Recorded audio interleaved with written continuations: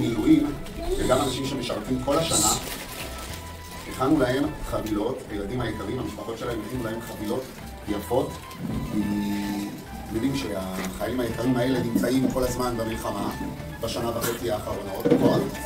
אנחנו רק מרגישים את ההזקות, אבל הם נמצאים ממש במלחמה, שומרים עלינו. ואנחנו בזכותם, בסייעתא דשמיא, יכולים לשבת כאן בשקט וללמוד ולשחק. ולא רק בזכותם, אלא גם בזכות המשפחות שלהם. חייל שנמצא בצבא, יש לו ילדים בבית, יש לו אישה בבית שצריכים את אבא שלהם, והאישה צריכה את הבעל שלה, ולא תמיד זה קל. כשילדים חוזרים הביתה אבא שלהם בצבא, זה לא תמיד קל.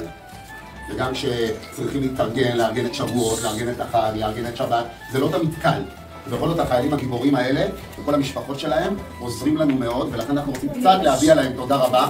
אנחנו הבאנו להם פה חבילות קטנות, גדולות, אבל כל חבילה יש פה פתק אישי שילד כתב. הכי חשוב זה הפתקים האישיים, אני עברתי על חלקם, ממש נהניתי. אז החיילים האלה הם שליחים, הם יעבירו את כל החבילות.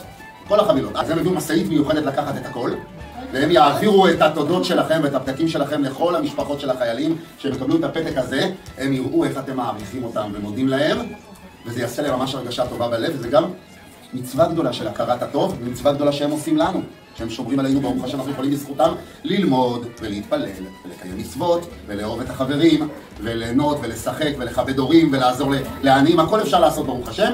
אז אנחנו רוצים להגיד להם תודה רבה, אז כולם קודם כל תגידו כולכם תודה רבה.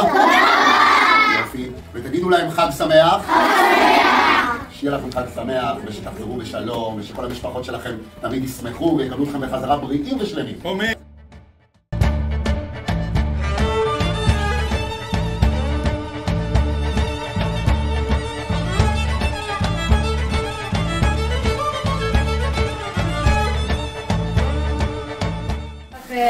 ואנחנו אפילו, הם לומדים משניות, ממש תלמידי חכמים. כן. והם לומדים משניות ומזכירים אתכם שבעזרת השם שיהיה הצלחה במלחמה, וכולם יחזרו בריאים ושלמים. וגם החטופים יחזרו בריאים ושלמים, ואנחנו כל הזמן איתכם.